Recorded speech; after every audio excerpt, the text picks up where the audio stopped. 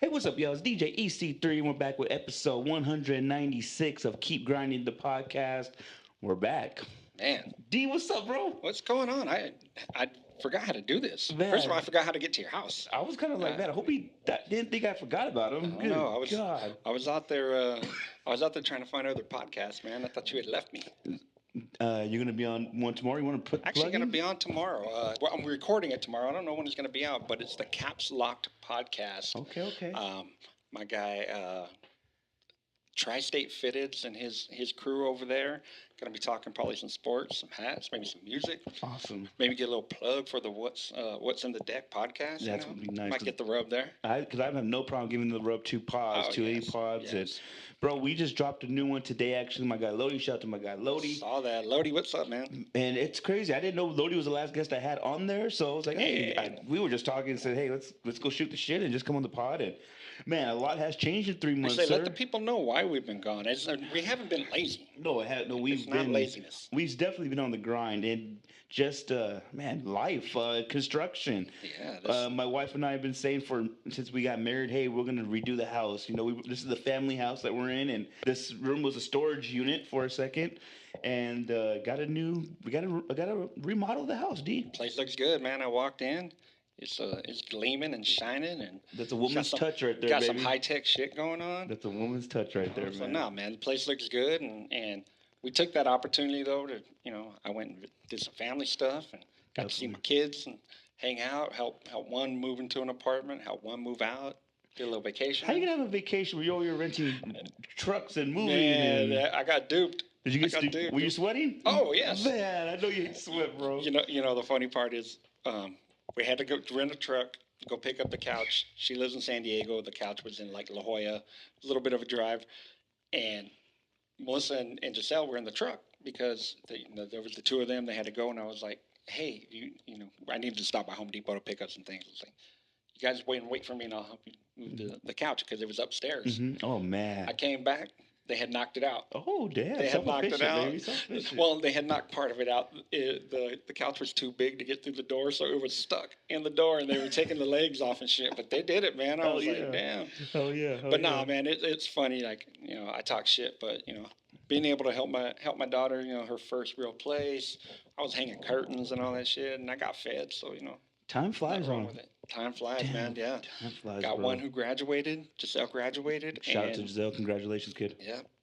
And Mia's entering her last year, so I got to move her back to her apartment here in a few weeks. But yeah, man, life. Definitely, life comes bro. at you. What the hell were we doing in June? We had a bunch of summer league stuff going on in June. Summer league basketball. In June. We've seen each other since then, but it's just we had summer league in June. July was kind of that decompressing time till I guess school starts again, right? At least basketball wise. Yep. And then, we all just kind of took a little break from not each other. We still talk all the time, but we took a break from the basketball stuff, from the podcast stuff. All the hustle that we do. We just kind of took a break from it and enjoyed life a little bit. I think we needed that too, because it kind of does. I guess not recharge you but it makes you just focus on what's important. And when it comes back, it's like, okay, when it comes back, this is what I want to do with it. I know we're gonna have more content for at least our section of this Keep Grinding the podcast, because this is what we want to do. And we were discussing things behind the scenes, some new things we want to do, bring you guys a little more content, a little more showing you guys what we listen to on a regular basis, that type of thing. Just the type of questions that we discuss just in a regular fucking text conversation. Definitely. We're just start bringing to you guys a little bit. What else is going on in the world, I guess, before we go into what's in the deck? How do you feel about LeBron going to the Sixers? I know this isn't a basketball podcast, but we didn't talk about their history, so I would like to talk about it now. So, I have my LeBron theory. So I'm not a big LeBron fan. Mm-hmm. I'm also not a big LeBron hater, and I don't really understand LeBron hate. Mm-hmm. Other than like the decision. People were like, "Oh, I hate him because he complains a lot." Well, you should hate the whole fucking NBA. Then. Everybody complains a lot. Yeah, they all like do the it. dude has always been, consistent. Stands up for the right things, man. He's a good family man. I wasn't a big fan of him bringing his son on, but it is what it is. But like the dude is, I don't get hate, so I wish him well. But at the same time, like. It was time for him to move on. I'm a Laker fan, so it was time for him to move on. I don't know if Laker fans ever were really going to accept him anyways. Definitely. I do want to remind all Laker fans though, the Lakers sucked when he showed up. Yes. They were bad. Yes. And I know there's a lot of Kobe fans out there, and Kobe is legendary status. But Kobe didn't leave the team in very good condition. They and forget so that man took a lot of the. He was taking $35 million. he took every penny, and he should have as well. He should have, but that team was left in a pretty bad place, and LeBron helped to bring it back to at least respectability. And the man signed a 4.8 for 2. I gotta respect that too. It's not like he could have went anywhere else. Yeah, that part I don't know if there's many players who would have done that. Shout out to Philly too, man. Philly is a basketball town, and and let's see what happens. They got, I think, man, what's the young kid's name on there? Not Edgecombe. Is that his name? VJ Edgecombe, and then there's Tyrese Maxey. Maxey's he's a bad boy. And Maxey's a baller. I think he's gonna be all right with those, and he's gonna shine with this move, and I think it's gonna be fine. And just the Knicks winning the final. Who would have thought the Knicks would win the championship? Like, I'm not a Knicks fan, but Jalen Brunson really showed that he isn't the typical star. The typical And another one who took less money. Yes, and here's the thing too. I do credit these guys for taking less money because I'm not taking less money. Mm-hmm. And they're dealing with a whole higher level of income, obviously. But these guys all get paid on the back end one way or another. Oh yeah, for sure. What he's not going to make in on court money.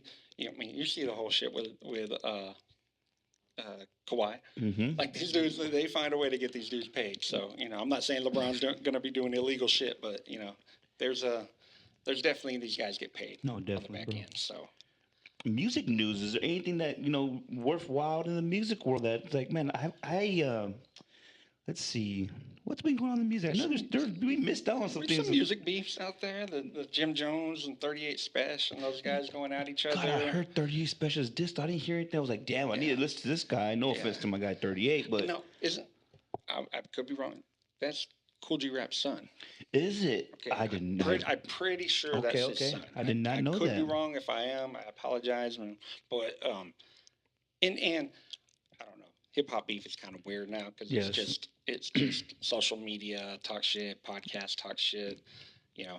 I don't know if I'm a rapper, if Jadakiss is the dude I want to go at. Dude, so, but it gets his name out there. It does what it's supposed to do. It gets some clicks and all that stuff. He only had like couple bars directed towards Jada from what I heard too, but that beat was horrible. Yeah. So sorry. I can't. It wasn't good. I can't do it, man. Let me see. YG in the game. Did you watch that versus? I did not. I actually haven't seen one of the verses probably since COVID. Well, who was that first verses with? Early on it was Timbaland and Swiss, right? And then Gucci and Jeezy was one I really watched. Jeezy, I remember DMX and Snoop in the studio. Cool. Yeah, it was pretty cool. I think once Dipset and the Lox. Oh, theirs kind of was the pinnacle for me. That was the pinnacle for sure. Because that was not just like a legitimate battle back and forth, but it was a show they were putting on. Pretty sure they were in the Garden. They had everybody there, and it was And I think that kind of put Jadakiss back on the map where he should be. If you listen to the stuff he's doing right now. Jada, a top 10 without Jadakiss is kind of And I've left him off at times too. I'm not gonna lie, but there's times like you gotta mention him. Does he have? We always about classic albums, and I gotta show you this list I've seen. He could be considered that maybe a mainstream classic, but damn, I think "Kiss the Game Goodbye" is pretty damn good. I loved that album. "Kiss of Death" is a good album. I don't know if maybe "Kiss the Game Goodbye." I remember when it came out. Was one of those albums like on first listen, I was like, I don't know if I'm ever going to hear anything like this again, and I'm really big on that first listen reaction. Definitely. And I remember that one. That one was, I remember the feeling of like, damn, he's spitting because he was coming off the group, and he had a song called "Kiss the Spitting." But dude, and it's funny. My older brother is 5 years older, and he's kind of rediscovered Jada from the podcast. He started watching the podcast and seeing all the clips of Joe and Jada just fucking wilding out. And dude, like, he's sending me different Jada songs on a daily basis now, and he's like, "Damn, I slept on Jada." So it's cool to see him getting that love. Jada's different. There's some songs like "Kiss of Death." Oh yeah. "Time's Up" with Nate Dogg. The one "Shine" with Quick. Like, there's a couple bangers on that. That's really great. Yeah. Another thing, Devin Haney Brock Lesnar. Devin Haney just retired from boxing. Really? Yeah, man. He's that's what he announced the other day when he got his ass kicked, and that's okay, you know. Yeah. Tzu's a good Tim Tzu's. I think I'm saying his last name wrong. What's they called Tim T? Tim T was from Right. Australia. They fought in Australia. I really think it was his last big payday, and Devin Haney, man, just not Devin Haney. What am I saying, dude? Errol Spence. Oh, Man, I was like, excuse yeah, me, I I was am like, what? Devin horrible Haney at this. What am retired? I? Like, It's been 3 months. I'm so guys, we're out of sorry. practice here. You guys are watching us fucking Live. like walk back into this. We're like baby deer right now. Errol We're learning to walk again. Spence. I Errol was thinking like, oh yeah, Spence. he went to Dallas. Like, no, what the hell am I doing? Errol Spence Jr. announced his Oh retirement. wow, Looked a little bit slower, bro. I can't believe it's been 3 years since he last fought Crawford, wow. and it was sad to see. I put money on Spence just in case miracles happen, and I really thought he was gonna be able to change his Because style we're up. degenerate gamblers. Yeah, We dude, had that and that too, discussion man. too. Just a fucking just degenerate, just hope and endless hope. I just have endless hope, dude. He looked like, man.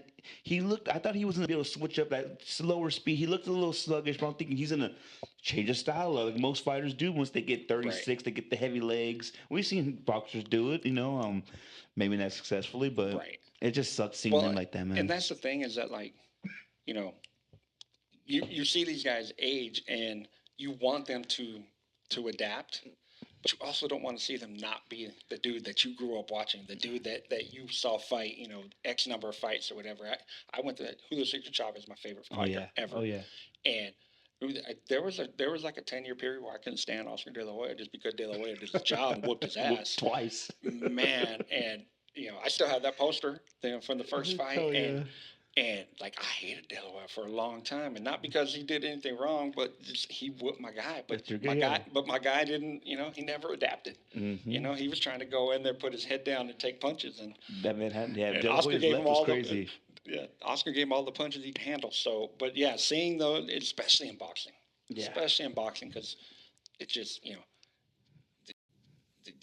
you don't retire, the game retires you. Exactly. And so good for Spence, And man, he going knew. out on his own terms. Yeah, he definitely knew at the end of the fight, like, this didn't go my way. Yeah. Joel Idiata, my guy from Warm Up Athletics, Shout got his out. 11th pro victory, TKO in the last round. Very big win for him. Number 13 right now in the WBC That's awesome. rankings. And just, man, big time win for the gym, for his brand. It's really nice to see, just coming up, and the guy he fought wasn't a kick in the, wasn't an easy win. It was really he wasn't a taxi driver, like they say. That guy had a tomato can. that guy had a noggin, bro. So that was cool. That's dope. Dude, Brock Lesnar retired today. Announced that on Pat That McAfee. was What is? I guess we love wrestling. yeah. I could go on for dude. I've been deep in the wrestling game for the last like 3 months where I'm watching everything. What a specimen! How are we gonna see? Dory Funk just passed away yesterday. Yeah, rest in peace, man. Brock is one of those talents where they were just a shooter. Like a legit tough guy. Yeah, he was a legit tough guy. Legit Dory tough Funk guy. was a legit tough guy, and we're not. It's generational. We're not going to see many Brock Lesnar's like that. He was Yeah. the youngest WWE champion at one point. I know he gets a lot of hate now because he only wrestles one way, and he's adapted over the years to his style. Well, and there's also, and this can be said about LeBron too. Like you get to a certain level, you've earned shit that other people don't get. Yes. That's just kind of how it works, man. Like, Yes. I look at it like with work. I've been at my job. In fact, I just had my anniversary. 23 years at my job.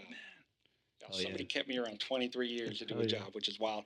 But yeah. like I've earned some perks in 23 years that the dude who started last week he shouldn't get. You know what I Definitely. mean? Like there is something about putting in time, and Brock's made that company a lot of money. Brock's brought that a lot of attention to that place. He's earned shit that other people don't get. So if he wants to work once a year, take 10 million off of that once a year. He makes More people power watch. to He him. makes people want to watch when More Brock power Lesnar's to him. in, and just put it over and just adjusting to. He wasn't the spring chicken he was in 2004, 2002.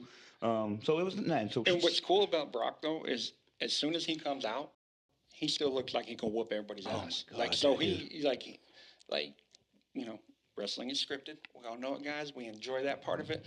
Like he comes out and everybody's like, oh, he's gonna whoop somebody's Oh, yeah. ass. Like he could legit whoop somebody's ass. And so that's what always made him a little bit different than everybody else. And then he went to the UFC and actually did it. And when he came out with that long hair with the little corn Yeah, roll, with the like, oh braid man, in that it. motherfucker be like, oh, I don't want. As he got older, he got more menacing. And then we talk about, we use a lot of wrestling terminology when we talk, and he gave Obafemi the rub. Yes, he Give him the did. rub, like for Brock Lesnar to be that badass, and to tell everybody like, I did this. This dude's gonna do it. Like I'm the past. This is the future. And to give him that kind of rub, ooh wee. And he's not a big interview guy, so him to go on the biggest pod in the world and say, "Hey, it's done," it's done. He doesn't Yeah, do the yeah. he doesn't do that bullshit where I he needs really think he attention. was done at Mania, and they didn't know that, and they had the storyline already planned I out. And think they're he like, "Hey thought so man, too. you're gonna have to we're gonna have to remix this because it's not time yet." So shout out to Brock, man. Just Yeah, I actually had a friend who was at SummerSlam with No. at both days. So hell yeah. shout out Jake. And he said the biggest pop of the weekend though was KO coming back. No way. He said the Owens comeback was wild. I love KO, but man, we just talked about it on the pod yesterday. I need a change of appearance. I don't know if you can get a change of appearance with him, Gosh. like because that's just who he is. Like I think that's just I'm actually Kevin old. Steen. You know what I mean? Yeah, definitely. So it's not it's not like a character where you can change it up. Like that's Mhm. just who he is. Definitely. So, but I hate those shorts. I just hate those. I've been a that's grumpy. that's what I would be wrestling in though. If Dude, I wrestled, I'd be out there in some basketball shorts, I was a grumpy bastard with wrestling. trying to cover up my longhans. I'd be out there in the fat man swim shirt With the cutoff sleeves do With the remind me cutoff of you. Yeah, sleeves. for sure, Yeah. for sure. That's So shout funny, out to bro. Brock, man. Shout out to wrestling. D, we got an album today. So tell us, what's in the deck? We went back in the crates, man, for a classic. For many reasons, Ice Cube's America's Most Wanted. Produced entirely by Sir Jinx and the Bomb Squad. Bomb Squad. This is his solo debut album, which is crazy to think. This is 1999, May 16th, and this is May certified 16, platinum. 99. It went I platinum in 1 month. was 21 years old. You were, so I you had just turned 21. God. And again, I get so jealous of D because he was Oh, really wait, what year? 1990. Oh, 90. I thought you said 90. No, I was 12. Oh damn. I was 12. I had just turned 12. Okay. Sorry, I my math believed is you. I off. was like, oh Yeah, damn, 21. No, my math is off. I had just turned 12 years old, man. And this is the breakup after NWA, and we can talk about. We have a whole pod on this, yeah. but this is just the foundation of really, and it's so crazy to think about what Ice Cube became and what Yes. he is today. This is the start of that solo run, and just say, hey, I could do this by myself, and I could talk about some shit that resonates with so many people that love me and my music. It's funny to see who Ice Cube is now. You know, he runs the league, he's an actor and everything. Mm-hmm. Like, he was legitimately like the most feared artist in hip hop because the dude would, he talked on any issue. He was very outspoken, didn't hold back. And like it was almost like scared to give that dude a live mic. Mm-hmm. And when you listen to this album, you're like, oh yeah, you're reminded of who that dude was because Cube don't hold back. That angry Ice Cube He was was such angry. crazy. It's a rebellious Ice Cube though at the same time, and I don't, dude. I can't, again, you could a lot of these things. I want to go back to you because you lived this and you really know the history of this. A West Coast artist of this magnitude going to the East Coast and saying, "Produce my first album." Wow. Like Just you think this is crazy, didn't bro? happen. And it's funny because, like you said, he had that angst and that anger, and that Bomb Squad sound was a perfect marriage, man. Like it was. man. Yeah, as I was listening, it's not an album I go back and listen to all the time. Nope. But it took me back to like the breakup, and took me back to like the going back and forth talking shit, and everybody like almost like West Coast was mad at you, like you sold out. You went to the East Coast to go, and then then you hear the album, you're like, damn. And he didn't diss anybody on this album. He didn't need to. He made it He his did own. Society, maybe. Yeah, he did. Yeah, he definitely did Society, and it's just it's crazy how we see the beginning of the man. What he was doing was the first of a lot. It is. And it's the foundation of what we sing. There's so many lines in this album, which again I don't go back to a lot, and I'm not. This is honestly, I'm a War and Peace Volume 1 guy. I'm a Laugh Now Cry Later guy. I am a damn. What's the one that Death Certificate? Like I said, Death Certificate. That's is one of my favorite albums ever. So America's Most Wanted with 3Ks. Not I know some of these songs, but I'm not familiar with it. But I think But even just the title off the bat, the 3Ks, it's telling you exactly what you're in for. You And I know, can't, we can't, I don't think we should we can't really do a hip hop podcast talking about Cube all the time. We're going to go into the West Side Connections. I know right? the Bow Down albums, the Laugh Now, Cry Yeah. Laters. Damn, what's the one that, there's one too that came out later. It was, Raw Raw Footage. footage. Oh my God, the Raw Footage That's is the a. one that had a kind of gray album cover, red lettering. I Mm-hmm. think it was just his face or He something had like Here that. We Yep. Come. We Yep. had Mm-hmm. Why Me? Oh yeah, Why why We me? Thugs? Oh no, not Why We Thugs. Do Your Thing. Like Yes. man, what a great. So we can't really go to the album, this Cube, which a lot of the stuff we're talking about after this pod has a lot of Ice Cube in Yep. it. We Yep. got to start from the beginning. America's Most Wanted. D. We'll start with the Better Off Dead. Skit. What made me laugh is the first thing you hear is kind of an ad lib that has become a classic Ice Cube ad lib. Fuck all y'all. Mm-hmm. Like that's one of those that's just in hip hop. Like you hear it sampled just that, just those words. Um, but that's just kind of associated with Ice Cube at this point. So it was cool that was the first thing you hear. I heard, get that ass up. That's Yeah. just funny as hell. And then, it looks like sounds like he's going to the execution chair. Yep. And once they pull that lever, man, we go straight to "You Love to Hate." And man, what an intro track! So when the beat hits, like the word that when these classic Bomb Squad tracks hit, the word that kept coming to mind was chaos. Like there's hi hats over and over, sirens in the background, like this loud sound. And if you listen to Public Enemy, you already knew what you were going to get from the Bomb Squad. And those who don't know, Public Enemy, the Bomb Squad was Public Enemy's in-house production team. Mm-hmm. They did all of Public Enemy's music, catered particularly just catered to Chuck D and his voice and Flavor Flav. But so them bringing that to Ice Cube and Ice Cube just riding with it, but the noise of it, man, is just like it's. I don't know how you don't get fired up listening to that. Dude, it's very '90s. Oh, absolutely. That late, I guess it is 19, but that late '80s, Yep. '90s sound where it is that us against them mentality and. The way they flipped this George Clinton sample, I didn't even have to look at like this is a George Clinton sample, and how do you just the way who thought of Sir Jinx too, man? Shout out to Sir Jinx, such an underrated name, and everybody says the word underrated, maybe underappreciated producer. Yes. Did a lot of West Coast stuff, man. A lot of stuff with Dub C. Definitely. He was the in-house producer for the Mad Circle. And just to have him all, you could tell his fingerprints are on this when it comes to that groovy shit. And I put here the beat flip is beautiful. That George Clinton sample, Angry Ice Cube is a problem. That's social commentary. Like he's never going to hold back, especially young Ice Cube. And it's funny because when I heard the song, the first thing I thought was like, okay, yeah, Bomb Squad, East Coast sound, but it's not all that different than what Dre was doing in Straight Outta Compton and Fuck the Police and Gangsta Gangsta. They all had kind of that loud, kind of spastic sound with lots of horns and lots of sirens and lots of sounds going on in the background. But Bomb Squad just did it on a whole nother level that made Dre say, you know what, maybe I should find this G-Funk thing and make it my own. Definitely. But Cube just, he goes off. And, Three verses. Oh my God. We had talked earlier in the week, like, a lot of the shit that we love to hear him say, we can't say. Yeah. Like it's like this is not an album that is going to appease anybody who's looking for some politically correct shit. And this says too that dance hip hop. I said this dance hip hop has to go, and you hear that in the verses, And we say we promote guns and drugs. You want to like me under the rug, kick a shit called street knowledge. Why more independent in college? And because of that line, I might be your cellmate. That's when you love to hate. Yes. And he's just going off on that. The crossover might as well cut them balls off. Like you could. This is the era of MC Hammer. This is that Heavy D stuff going on. Like and it had its own place. Yes, for sure. Did. Yes. But Cube was not that.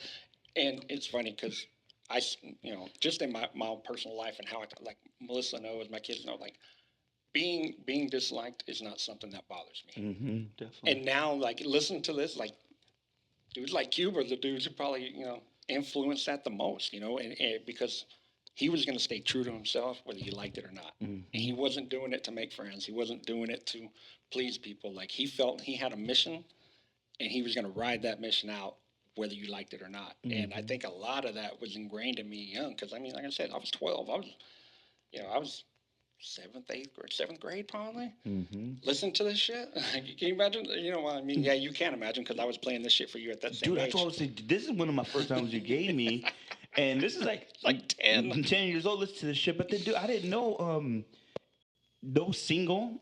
Nope. There was no Nope. radio. That's what it No is radio too. play. Just the fact that radio said we're not playing this. This is like, dude, why wouldn't you want to play this?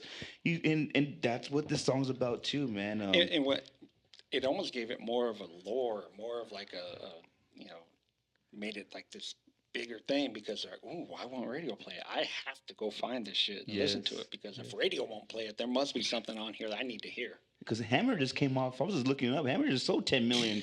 You know what I mean? Hammer was all over the place, Yeah. Them baggy pants, man, made that do some money.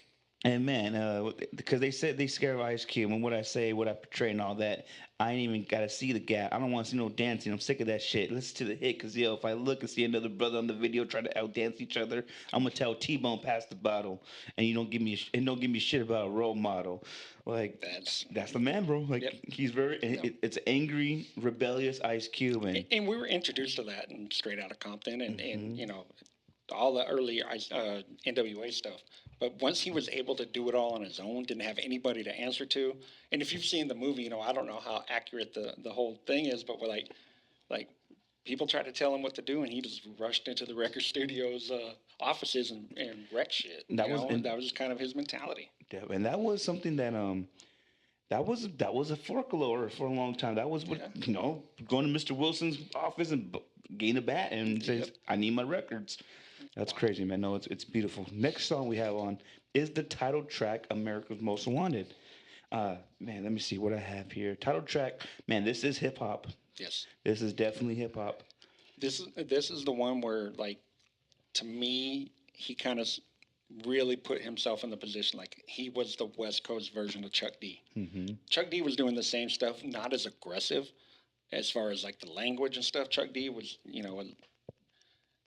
like the professor, and this dude was like the young student who was coming in and really learning from him, but doing it in a whole different wild way. But this song for me just kind of it really was the same as like that feeling with Chuck D and the Bomb Squad. Yeah, I think he's 19 on this album too, man. I think he was born in 71. I'm almost certain he was born in 71. That is wild. And just to hear, and man, just shout out to the Lynch Mob too. They're getting so much praise in this whole album already. JD. Yeah, man. Quick little lynch mob story, dude. I grew up in Blythe, California, guys. Little tiny town, desert town, California Arizona border. There's no other real town within an hour and a half of in any direction. And they shouted out Blythe in their album. Gorillas in the Mist was the album. I don't remember the exact song, but they shouted out Blythe, and to me, that was the coolest shit. That's ever. tight. To me, I mean, it would have been like like a major rapper now, his crew shouting out like Lamont. Was it Arvin? Arvin Lamont. Yeah, this is yeah. where our wives are from, so Hell that's yeah, our hell yeah. our Hell yeah. go-to towns. But Yeah. like, it was a big thing for me, dude. So the Lynch Mob, JD, and I forget the other dude's name. But sorry about that, man. And this is a really life and self central, you know? And Yep.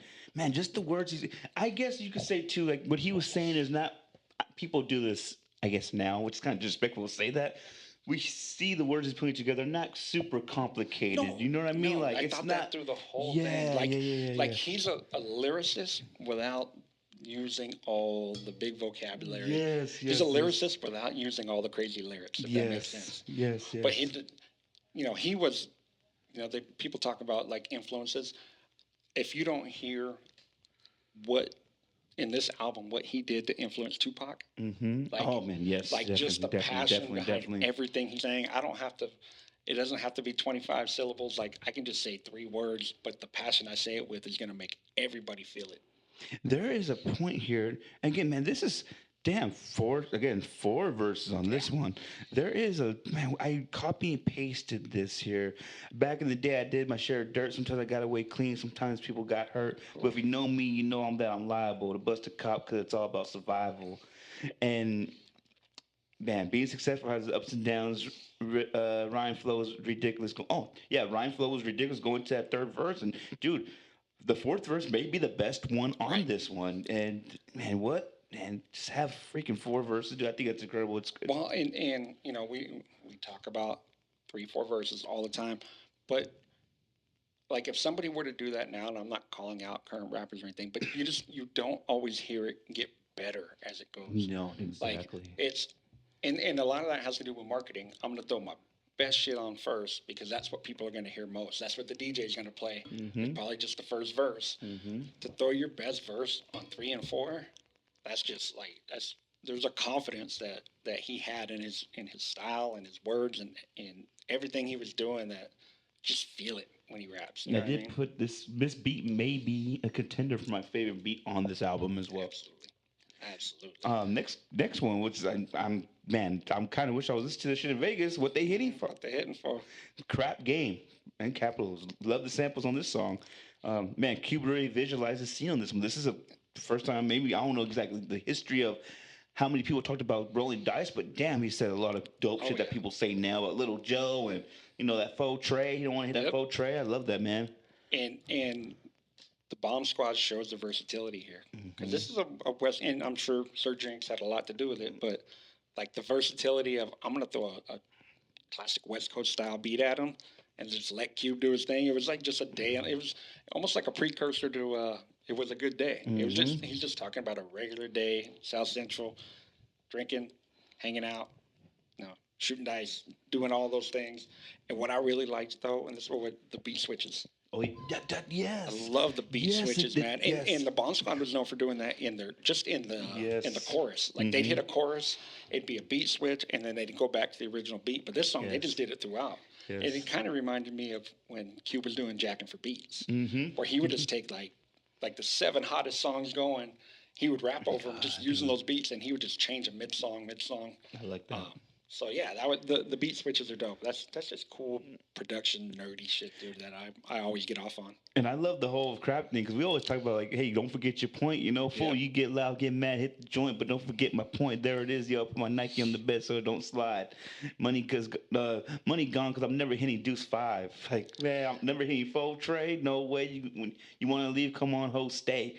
Like, And it's funny to think like now, like really he did a song about shooting dice. Yes, and it yes, was fucking beautiful, this and it was was fun, yes. and it was different, and that's kind of the cool thing about when I came up in hip hop. Everything was new, everything was Hmm. different. Like so many things have been done over and over, um, where they'd be looked at as kind of like corny now, but Hmm. when it was new and fresh and like people were uncomfortable that he was teaching people how to shoot dice and shit. Like that was fun to me, man. That's what really tied me in and roped me into hip hop. Again, being a 19-year-old kid on the streets, Yeah, that's what that's he's what he living. sees every That's what day. he's living. It was beautiful, man. Next song, "You Can't Fade Me," and man, what a beat! I felt like this beat too, man. This is the foundation of Ready to Die. This is the foundation of Illmatic. This that real boom bap rugged sound, and Bro, again, it sounds great. this is why we do a podcast together. In my notes, I brought up the fact that somebody, I forget who it was, so I apologize, was just talking last week about Ice Cube versus Big as far as storytellers. Mm-hmm.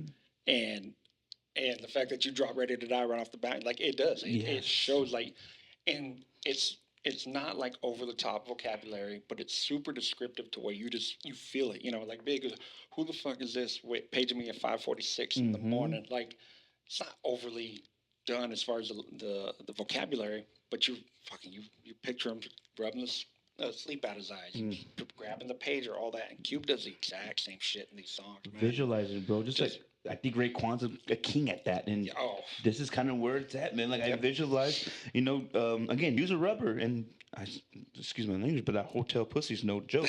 I said this is the raw version of Billie Jean. Oh my God. This is a very raw, hood version of Billie Jean. This is what I Well, have right there, bro. the number of people that don't know that Billie Jean is all about Mike trying to get out of taking care of a kid is wild, Yes, yes. But and I think too that that was hip hop. Like they were talking about the same thing.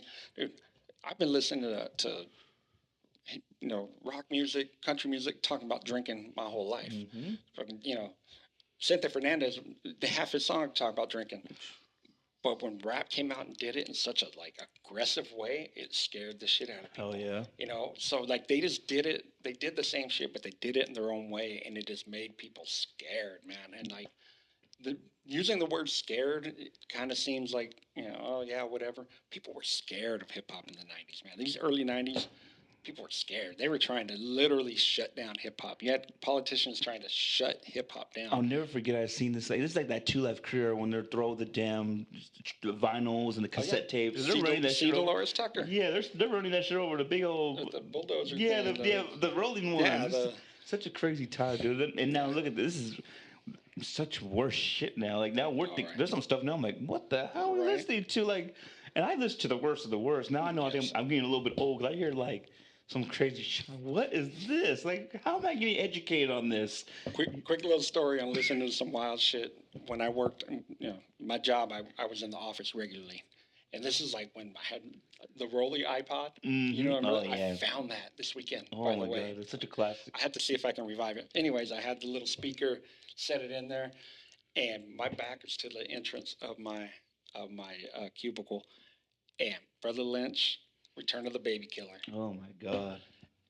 Nuts and guts inside the human meat, And this lady was standing behind me, waiting to ask me a question. One of my coworkers, and she hears Brother Lynch talking about eating babies and shit. Hell yeah!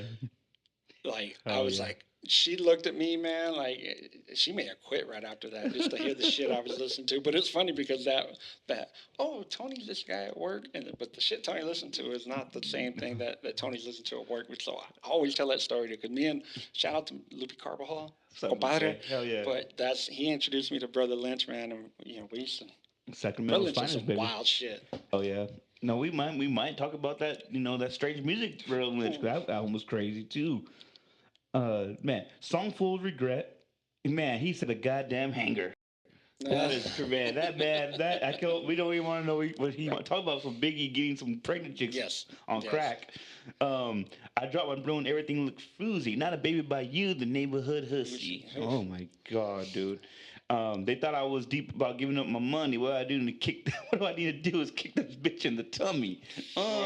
Nah, because I already get faded. That's murder one because it was premeditated. My guy Q was Billie Jean Raw, bro. Wild. And it's funny because, I can see as an adult, especially a dad of three young ladies, to where hearing shit like this for the first time, people are like, what the fuck? You can't be saying that shit. Yeah, what the fuck and so is this? I take it with a grain of salt because I grew up on it. But, I'm not trying to hear, somebody kicking my daughter in the stomach because she's pregnant. So, I get where they're coming from. But that's what, he thrived in making people uncomfortable. Shock rap. Yes. But it wasn't even for the shock value. It was just kind of what was on his mind, man, and based on where he came up at and the shit he saw, that's just kind of where he went with it. But that shit was wild. Hearing it now is wild. When I called you, I'm like, man, dude, we are 10 years too late on this shit because we got shit. Yeah. People look at our shit. We're grown ass men. We're gonna be talking about some hangers and goddamn, you can't even imagine what they're trying to do with that. It's wild. It's wild, man. One of my favorite Ice Cube songs ever. Once upon a time in the projects, yo. I damn near had to wreck a hoe. I knocked on the door. Who is it? Again, this is that Ready to Die stuff, people. This is what they do now. This is what Kendrick's doing. This is what a lot of West Coast cats that we love. Maybe Too Short was doing it at the same time, too, because he was a different Too Short than we know him now. Yeah. What Easy was doing, what NWA was doing. Yep. This is where it's at, and what a song, man. What a song. So, back in the day, LL Cool J had one on Bigger and Deffer. It was like these storytelling songs using, whether it be TV characters. I think, somebody did it with cartoon characters. Spice One had a whole song where he turned 187 Proof, and it was all liquor turned into actual characters. That was kind of a common thing. It was a cool little gimmicky thing. And this was Cube's version of it. And when I was listening to it, that first bar made me think of some of the topics you want to talk about. Talk about a legendary opening bar. Yeah, man. And it's been redone so many times, been used in so many songs, sampled. Once Upon a Time in the Projects, yo. It's just such classic hip-hop shit right there. And just, again, just the little detail. Good rhymes. Yeah. The whole scenery reminded me of Good Time. That reminds me, the first time I heard this was Currency on the Chip the Ripper Oh my album. God, The whole yes. scenery reminded me of good Good times. times, Oh no, yes. actually, no. 16 Switches Currency. That, That's the one. Yeah, damn. yeah. The whole. Oh my God. Yeah, yeah. So it's my bad. So at least I. Hey, Chip the Ripper. Not many people shock you out anymore, my guy. But that was the thing, like, listen to the song, like, so many, and not just this song, like, as you go through the album, so many lines that have become hip hop staples. Yes. You know, for all y'all, you know, that's a hip hop staple. You know, once upon a time, the projects, yo, hip hop staple. And as we go through, you'll hear more and more. Here's what they think about you. And the next one, he does, here's what they think about you. And I'm like, damn, it's used so much. So, um, the influence of this album, man, can't say enough about it. Her mom's bitching because the county check wasn't right. She had another brother that was 3 years old and had a bad case on the runny nose. Like, dude, this is again. Cube's very special storyteller. This is a scenario that you can really see going down the projects. Let's see here. We all got tossed up in the paddy wagon. Now I beat the rap, but that ain't the point. I had a warrant, so I spent 2 weeks in the joint. Now the story you heard has one little object. Don't fuck with a bitch from the projects. And you know what's funny when you talk about his storytelling? His most well-known song, his most popular song, is a straight storytelling. Mm-hmm. Today was a good day is just telling the story of his day. From the time he woke up to going to play basketball to hooking up with a chick to eating fat burger. Mm-hmm. It's just a storytelling song, but he does it in a way, and you know, when you got a beat like that that's so catchy, like you don't even realize he's telling you a story. You're just nodding your head going along with it, and he's just telling you about his day, and that's just. And there's no hook in this either, bro. Nope. And it's 3 minutes. It's almost 4 minutes long, and it's one song. It's one story, and that's why I was like, damn, this is really this is special. It's funny when I first went through the album, I was pressure washing the front patio. I listened to gangster music doing regular suburban dad shit, and so I was pressure washing our front patio, and that was the first thing I was like, there's not a fucking chorus in this whole song. It's just him going for 4 minutes. Yes. I feel like I'm listening to it, but I'm really breaking down what I'm hearing too, as in like I'm writing about the song. Like I didn't hear a hook. I didn't hear, this is storytelling. I again, we can't do it justice because we can't play this shit. But just listen to it, ladies and gentlemen. I promise you, it's like, oh damn, that's what they meant. And one of the songs I was like, man, we could relate to that now because the way that music's going, there isn't a top 10 rapper sometimes in the charts anymore. Turn off the radio.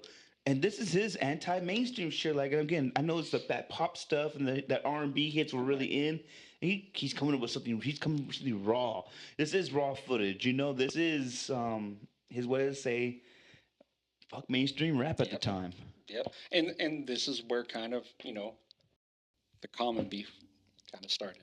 The Tribe Called Quest beef, because they were doing really rhythmic, soulful things. Mm-hmm. He was coming from a whole different perspective, and they all felt like he was calling them out personally. He may have been, I don't know. But, like, that's kind of what Cube always was about, though. Like, unapologetically himself. And it pissed people off. People didn't like it.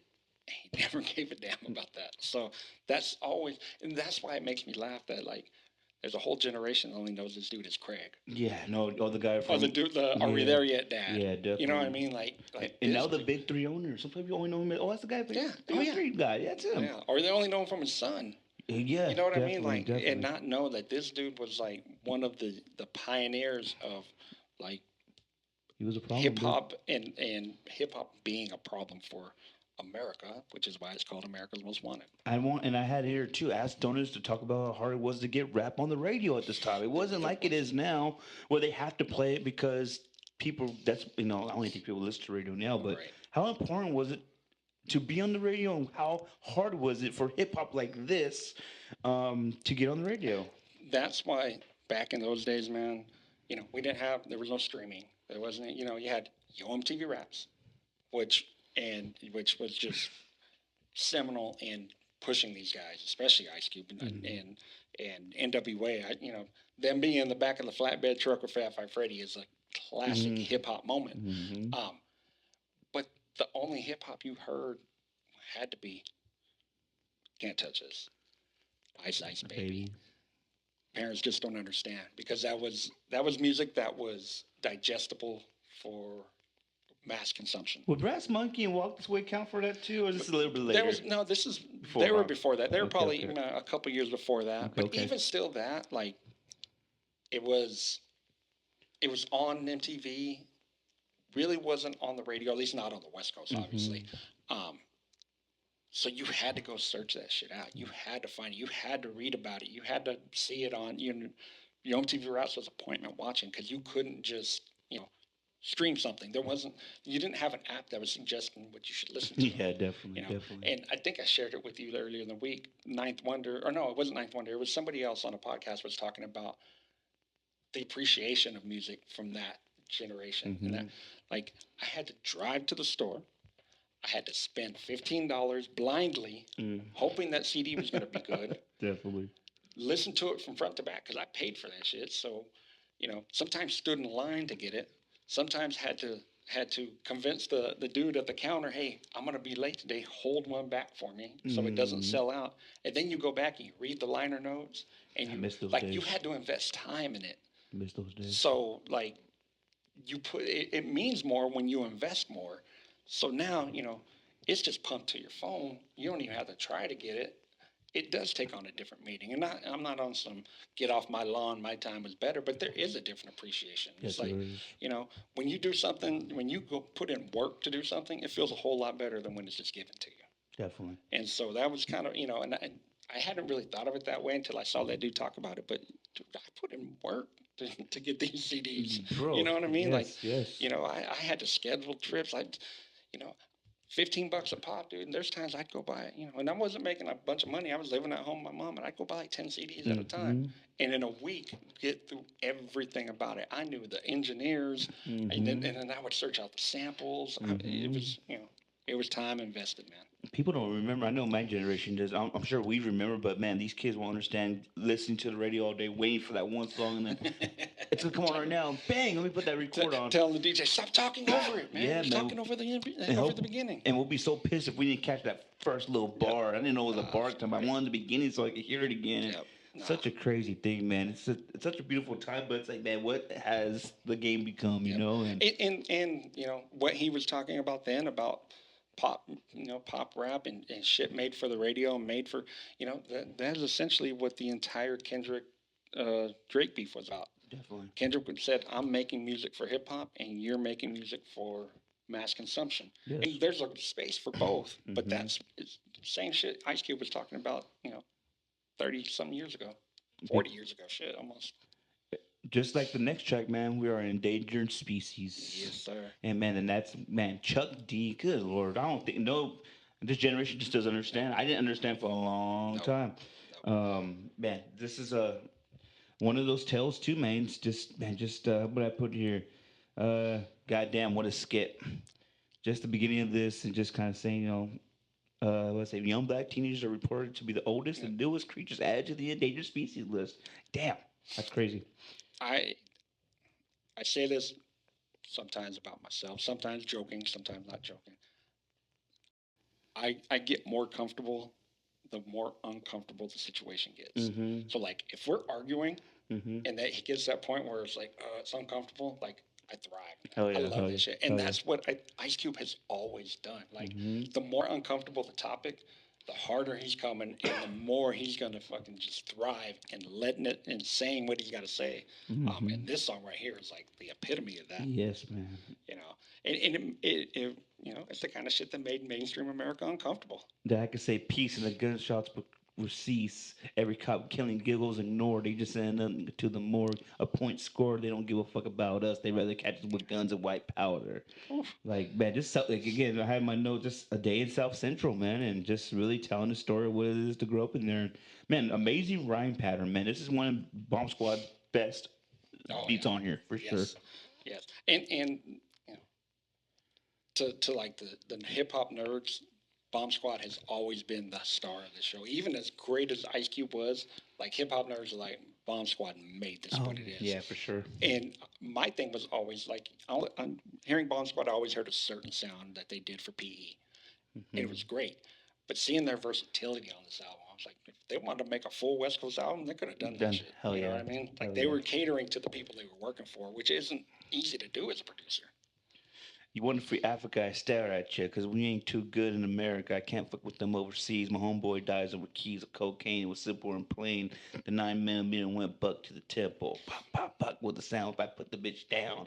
Like, this is what he's in that pocket. One of the times he's just in this pocket and just really I think too, man. I know I wanted to talk about this too. Was just not the pressure, but this is what I do, and I'm out to prove. Yes. A hungry Ice Cube Hungry is the is word. amazing Yep. to hear. You have to remember when you're listening to this, like he's a hungry rapper, and it's like I love to hear that through these headphones could make you feel like, damn, this motherfucker hungry. It's funny. So God, I love that I shit. listened to his son's wrestling podcast. Mm, He's got okay. a wrestling podcast. Oh yeah, oh yeah. Great. Shout out to the No Contest Wrestling Podcast. O'Shea and TJ. Oh yeah. You guys will never see this, but that's okay. But he, he's very much, he's well aware that his dad is a famous man. Mhm. That people know his dad before they know him, and he's not shy about it. He's not no problems with it. But he says all the time, like, my dad mad. Like, people don't always see that. My dad mad was a problem. Like, even just as a dad, being dad mad, he was a problem. So you can imagine, like, when he had real issues and real things that he wanted to deal with in real life, like, he was a problem. Definitely, man. No, it's that's something I really wanted to talk about. I guess I kind of we get kind of excited as to say, well, this is what the song's about. This is what this is about. But no, when you really break it down, what I could talk about was like, damn, look how hungry this guy was. This is a hip hop fan, and you see like this is reminiscent of Biggie's first album, Nas's first album, M's first album. A lot of these great rappers, man, they're so hungry because. They put everything, and then leaving the biggest group in the I was gonna say fucking that's world, what I was bro. thinking. Like everybody Yeah. was saying, like you killed your career. Yes, You like- left the most popular thing in all of hip hop. Yes. You killed your career, Yes. and then to go on and actually outdo what they were doing. Yes. Like you had to be hungry. Like his whole thing was like I'm proving an entire like fan base wrong. Yes. Because everybody was like, man, that motherfucker just killed his career. An entire coast, an entire Yes. genre that's not Oh, even yeah. developed yet. You know, like we don't even know what this rap thing's gonna be. Like I said, like he went to the East Coast and that's so West Coast crazy. heads were like, man, fuck him. Like, you know. He's 'cause taking a risk. Yeah, and there was a risk that people didn't quite understand 100%. because he was like, they represented the West Coast. Like they almost still to this day, they are West Coast hip hop. Yeah. And he's like, yeah, I'm gonna go hook up with like the biggest East Coast beat makers out there. And this is kind of like, man, I don't know if this is It's right. almost a fuck you. This is I don't know if this is like the right thing to like compare it to, but can you imagine John Lennon going to have his sound done by fucking Black Sabbath or some Right, shit? yeah. Like I don't know if that's the way it was back in the day, Which but they actually kind of did when they made Helter Skelter. If you want to get into some rock and roll stuff too, Yeah. the Beatles were making kind of Beatle-y type music, and then they Yeah. did Helter Skelter with these electric guitars and this harder sound, and that's kind of what they did. They, they took a chance, and it worked. I was just thinking that, like, damn, this man he was for years a part of the biggest group of all time, selling millions and millions, and he just realized, like, I'm getting fucked on this contract. I gotta go. And nothing against you guys. There was not one mention of NWA on this album. Nope. He's just out on his own. This is my own thing. He was and- about to prove himself, not to prove himself to them. And what you start to realize too when he left the group is how much of the writing he actually did. Oh yeah, for sure. Like he was hooking everybody up. Yeah, for sure. Everybody but Ren was getting Ice Cube lyrics. You know what I mean? And Chuck D, man, just at the end, what a voice! One of probably top 10 voices of all time, in my opinion. Booming, Yeah. like I don't even know how to describe. Like Chuck D in hip hop is like he's like the old dude, like at like the old basketball player Mm-hmm. who just he'll put you on game the entire time, Mm-hmm. but he's not like overly like cocky about it. Yeah, Like, this is what he does. It's just wisdom. Yes. He's just wise. Yes. KRS, same kind of wisdom, but KRS had this big personality, this Mhm. big he walks in the room and he's in the room. Definitely. Chuck D's gonna chill in the corner, Mm-hmm. and if he takes 2-3 people to come talk to him, those 2-3 people are gonna walk away with their whole lives changing. That's kind of who he was in the hip hop game. And just amazing to have him. He's a big rapper. There's a big future at this time. Oh man. hell yeah! I love it, man.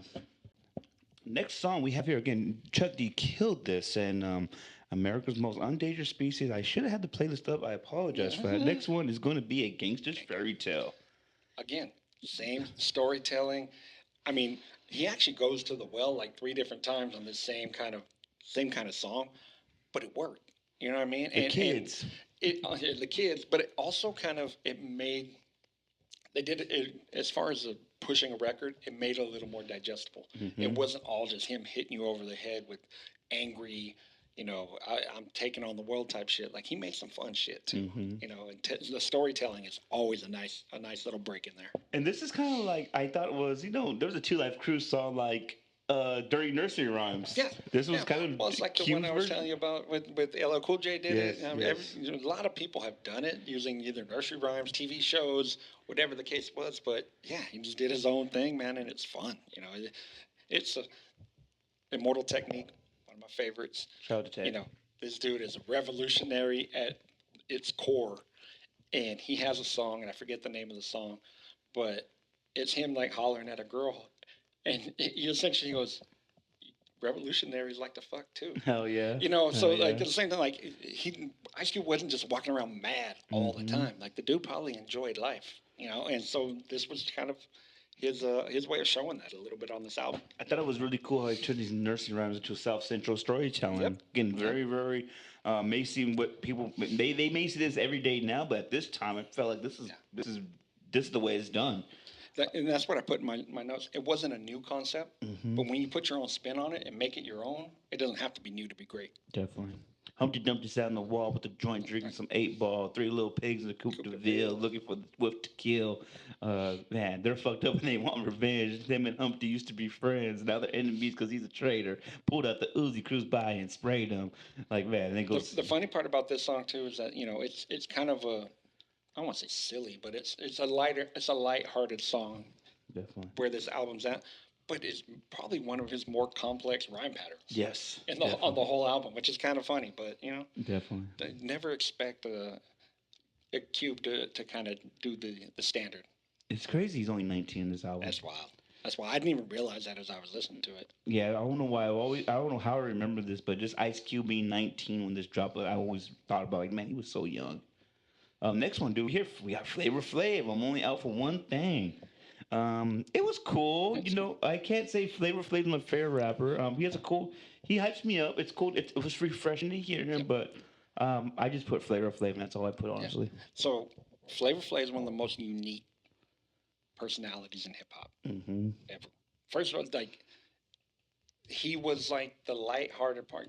Public Enemy was all about political, taking a stand, fight the power, all that shit. Yes. And then to bring on this kind of, not even kind of, this goofy dude, it kind of mellowed things out to make them a little more accessible. But he knew his role and played it well. And the first person I thought of past Flavor Flav in this whole kind of what that was Old Dirty. Oh yeah. Like he birthed Old Dirty, Oh, yeah. and they had their role and they played it well. Old Dirty was never going to be, he wasn't going to be Big L. He wasn't going to jump in a cipher and kill Definitely. somebody. At least not on record, he wasn't. Definitely. But he had his place and people love it, and that was the same Flavor Flav, And then he went on to become kind of a character. Yeah. Like he is now. Mascot. A total mascot. Yeah. But at the time, what he was doing, it was really important to what made Public Enemy what they were. Mm-hmm. I think what an odd pairing. Very odd. Very odd. I thought Very it was very odd. Yeah, odd. and I think that was probably part of hey, Bomb Squad, we got to get our people in here too. We're gonna do this for you. You got to do a little something for us too. Next song is "Get Off My" and tell your bitch to come here. I like that. That's the filthiest song title ever. And dude, he's spinning on this though. I think Yes. this is like what a beat. This track can be considered filler, but damn, Cube is floating on this thing. So we can't play the song, obviously, but if you go listen to it, it's the same drums as Gangster Gangster. Is it? Mm-hmm. It's just, I was like, Hell yeah. I was like, damn, did he just did they bite a little bit of Dre and be like, let's make you a beat that we know you're gonna roll on. Sir Jinx on this thing, man. Yep. Man, yeah, dude. I think some don't think I can float. So here we go to a new track to show the whack back at those styles that show up. I blow up last year, still tripping up the shit I said last year. What a fucking line! I was like, man, I remember this line, dude. When I was a kid, like. About a bitch is a bitch is a bitch is a bitch, and then I got rich, but I'll never switch. So I dedicate this one to the groupie and the Charlie on my Snoopy. Like, it's funny. So shit like that makes me, girl dad. I ride or die for a female basketball Oh players. yeah. And just to be openly walking around saying a bitch is a hoe is like I feel Yeah. bad about it. I'm not gonna lie. I feel some sort of way about it because Yes. like it doesn't reflect how I feel. Not But at that's the all. shit I was listening to, man, and Yeah. it just stuck in my head, and um, it will always bring me back to like this this time in hip hop is when I was really discovering who I was in hip hop Mm-hmm. and kind of figuring out that it's okay to like different things. Like I Mm-hmm. loved Amerikkkaz Most Wanted. My favorite album came around the same time, Low End Theory. Complete opposites Completely as far as different. sound, what they were talking about, what they were aiming for, but I could love them both, and like that's kind of where I'm at in life with everything now. Like it doesn't have to be black and white. I don't have to hate something to like something else. So So that's what's going on with hip hop now. You have to that's be yeah, Team yeah. I'm Kendrick, not Team trying to join a team. fucking Drake. You gotta be Team J Cole, Team Future. Like, bro, just enjoy it. Like with the YG in the game, I love seeing the game big up YG because Yes. why? Like, yo, I grew up on this shit. Yep. And did I think game fucked up by being faded as hell? Yes, but bro, he's That's having a good game. time. But This that's is game too. yeah. Like games He's been chugging bottles since 2004. he's What you not just mean? that game has always like he's always represented fun. Like he'll go battle, he'll talk shit, he'll do all that stuff. But at the end of the day, the dude just loves hip hop and he has fun with it. He has so many projects, bro. You know, Those oh 20 my songs god. do not define him. The Perp mixtape, OKE, the documentary, It Is What It Is, Volume I 1, 2, and 3. I Like, can never get through all game mixtapes. oh There's man. it's impossible. It's Yeah, impossible. yeah, definitely. The Drive-By is a good skit, I guess. It's Just a a skit. skit to me. It's a skit. Rolling with the Lynch Mob, man. There's just kind of that modern sound that still hits now, I Yep. felt like. And Yep. but that bass line was awesome, dude. Giving his crew the rub. First Yes, thing I thought when I yes. heard this beat, this is a this these beats were made to be listened to in a car system Yes, yes. with 212s in the trunk and just rattling. Like this beat was something to roll to. This is boom bap. I said this has been consistent production and really Rice Kid was flown on this man. Right. Again, the rub. Right.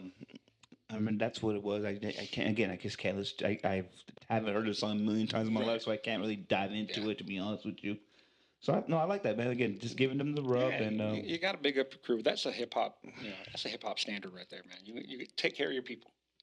next song we have Who's the Mac. I remember this one. Yes, God, sir. storytelling, man. Uh, three different perspectives, three different incidents, and he painted the picture. What what I really remember at the time about the song, this is the one at the time I really gravitated towards because this was West Coast Ice Cube. Yes. The storytelling, the beat, the Yes. flow, laid back, like the whole thing. That was West Coast Ice Cube, and that's kind of the shit everybody was hoping for and Mhm. expecting. Um, Not that I didn't like the other stuff, but this is what I knew of Ice Cube. So this is the song I rolled with right off the bat. I think I was I'm not alone there. Like that was the song that everybody knew off this album. But it's telling the story of a pimp, a homeless person, and a player. Yes. Big difference in a pimp and a player, in my Yep, opinion. absolutely. That's what I learned. I think a player's more, he's gonna try to razzle dazzle. A pimp knows he can have the. Being a pimp will get you fired from your basketball job. Yes, they can. Yes, it can. Only get 4 years too. What the fuck's going on there? That was wild. Man, dude. And man, you know me. I'm a troll on that Facebook stuff, which I need to start doing. They said he was expected to be a role model. No shit. Yeah. You're in a men's basketball program. What are you supposed to be expected to be a leader? You are a leader, bro. What you mean? My favorite thing is I saw a couple stories on it where people making comments and there was like he was a basketball coach moonlighting as a pimp. I was like, no, that motherfucker was a pimp moonlighting as a basketball coach. Yeah, 100%. Like pimping was his main game. Yeah, reverse those roles. Again, just very clever how he did this and Slick talk, funky beat. four fucking verses, man. Verses. God, dude, one of my favorite beats on here for sure. Yep. Let me see here. The next one we have, it's a man's world. This the song I was telling you about. Yes. Good God, very good concept. Shout out to Yo Yo. Yo-Yo. So just saw it yesterday, the day before. Yo-Yo's got new music coming out. No Wait, shit. big up Yo-Yo, guys. West Coast early female Yo-Yo was the shit. Strong It was female. strong female. Yes. Like this is where Lady of Rage was birthed. All that. Yes. And what I did love is that Ice Cube had the reputation for, Bitches ain't shit. That was, that was kind Hmm. of the hip hop reputation. He didn't mind going back and forth and letting her call him out on his bullshit on his own Yes. album. Like that just shows how secure the dude was, and who Yes. and like, go ahead, call me out, call me, for all the shit that people say I'm doing bad, call me out on it. And they went back and forth, and uh, it was a fun song. Not something you're gonna play for. Hey kids, let's I do. gather around the radio and listen to this old joint. That's why But I called you. Like, man, bro, this is 10 years too late yeah, because she's. You know what? This is what I maybe put. 20 years. Yo-Yo's coming out party. First, I think it's their first appearance ever. I think so. Cube represents that stereotypical rapper, and it's nice to see Yo-Yo representing that intelligent black Yes. female MC. And was strong, and Yes. he would say, and I love the way they set it up to where he would speak first, and then she would call him out. Yeah. It wasn't like he wasn't trying to get himself over, and here's my point, and I'm right. It was like, I'm gonna say it, and you're gonna call me out on it. And like I said, to be that secure in what you were doing when, he's kind of building a reputation on this, misogynistic type shit, and then on your own album to be called out on it, I think that was kind of genius, man. And dude, just I that. don't even know if he did it intentionally, but And it's a man's world. That sample with James Brown, man. Shout out to James Brown getting that money at the time, dude. Awesome, man. I just awesome. One for again, very original and so and in my notes, and we're wrestling nerds, so hip hop kayfabe is what I called it. Like they knew what yes, they were doing. yes, 100%. They knew exactly what they were doing. They knew exactly the roles they were playing, and it worked to a T. And it's deep in the album too. That's what I like, man. It's fresh. It Yep. keeps the album Yep. fresh. And that was I had noted that earlier. The sequencing of this album was so good because it breaks up. He's going at it. He's angry. He's mad, and then you get a gangster fairy tale, Yes. and you'll get it's a man's world, and then you'll go back to something like endangered species. Yes, that was what Indigenous Beats You right know what I in mean? too. Like it breaks it all up, so you're not just getting beat over the head with angry, angry, angry. There's still a fun Ice Cube that they slip in there. The last song, "The Bomb," Sir Jinx, man, a little different too. I knew I didn't need to see the credits at this time too. Right. This was definitely not what we were listening to this whole time. It was a Right. whole different thing, and man, But its own kind of chaos that fit into the sound. it is chaos. That's the word that has kept coming to mind the whole album I was listening to. Nowadays, it would be considered chaos. Yeah, it was lots of sounds, lots of hi hats, lots of sirens and stuff, and lots of Cube being fully energized on it. So it worked, man. But yeah, it was fucking chaos, Man, I love it, bro. and it was good because it came to an end because at this point the album's kind of dragging a little bit. Yes, definitely. But that was part of back then. You had to give people You have to what give they're them paying 16. for. Yeah. The people are paying money for this shit. You got to give them, you got to give them some quantity in there. And but yeah, man, it that kind of went full circle. It started off with the chaos, ended with the chaos. I like it. Cool. All right, so D, this is again, America's Most Wanted, Ice Cube. What was your favorite song on this album? I know we do favorite song, favorite beat. For me, both was the "You Love to Hate." Like it just came off at a time where, and some part of it is where I was at the time in my life. Like it was just such a big sound, and for it to be the lead track, it just kind of, I don't know, man. It'll always take me back to that time of like hearing it for the first time and just eyes wide open, like what is going on? Because you were expecting a West Coast Ice Cube, and you got this fucking banger where this dude just come out swinging. And so it'll always be, You Love to Hate. I would say mine is my favorite song is probably America's Most Wanted and You Love to Hate. Man, honestly too, man, Endangered Species is one that I really love too. Yes. Like I was like, oh man. I mean, once upon a time the projects too is such a it's a mainstay in Ice Cube folklore. Yeah. That Yeah, stands that's on out to this the day. greatest hits album. Yeah, for that's sure. that's definitely there. Yeah. My favorite beat. What was yours? Mine was the same. Oh, yeah. You Love to Hate. The whole thing was it's something that just grabs me, man. I think, man, I said, what a beat number 5. Oh, You Can't Fade Me. Can't Fade Me. Yeah, what a beat. Yeah. No, I thought that was just, and you hear this too, man. There's so many people that, how do I say, there's a lot of producers that use this style, man. That boom bap is still here with those sample Yes. heavy, different than what Dre was doing. Dre was in Totally that different. P-Funk, G-Funk, Yeah. Parliament stuff. This is really just mixing and matching stuff, and it's like static selector type of things like Yes, yeah. you would do later on in life. You think they probably influenced Primo. You know, Yes, yes. where Primo's chaos is the cuts Mm-hmm. and the chorus and things like that, and using different voices and to make the hook. Um, Definitely comes from this sign. You know, at least part of it is birthed here. You know, these guys use so many different sounds, so many different, you know, James Brown, you know, voice here and a Frankie Beverly voice there, and just Mm-hmm. um, such a unique sound, man. And you know, one thing I forgot to put, man, Dell the Funky Homo Sapien. I totally You forgot to forget that's mention his that. cousin, man. Yeah, dude, I That's his forgot little all about cousin. that, bro. Like, you Yes. gave me one of those. You gave me a few of those albums. Oh man. Hell yeah, man. No, that's His first album. I forget. He's got a long ass title. But Mr. Dabalina. Me and my brother used to listen to that song hell yeah. all the time. And just man, and I guess this kind of breaks down, man. This inspires Pac, Exhibit, Rascas, Big, Nas, Saigon, Jeezy, like Saigon. If Saigon had not kind of had all the issues that he had record label wise and all the stuff that he went through, he was on his way to a great being Ice Cube for that generation. Like he had the dog. same. He even kind of had Ice Cube's same build and everything. You know what I mean? Like it's One snuff of Prodigy ruined it. yes. God, man, Yes. that would have the greatest story never told. That's one we're gonna have to watch. Oh my God. And remember when David Banner put out the greatest story ever told? told. I'm like, dude, how dare you? God, What a Life by Saigon, one of my favorite songs What of a all time. Life, See, yes. that's a thing we're gonna put on a list.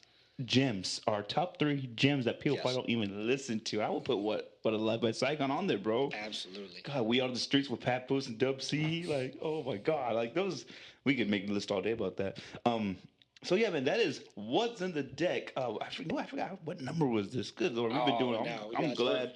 I'm glad I'm sure it's in the 20s by now. Yeah, guys, we're getting back on our groove. You know, we're retraining the horse. We're about Yes. to, we jump back on today. We got to get it kind of, we got to get it trained a little bit, but Not we are bad going to be for- consistent. I thought we were pretty good for our first time back. And honestly, guys, like at the end of the day, it's just our whole podcast is the two of us having the same conversations we'd be having over the phone. Definitely. You guys get a peek into it now, and this is fun for us, man. Like So much hip hop fun. nerd shit. Like I don't have a lot of people in my life who are as into hip hop as I am. My older brother's kind of come back in, and we have these conversations when he's driving to work and stuff.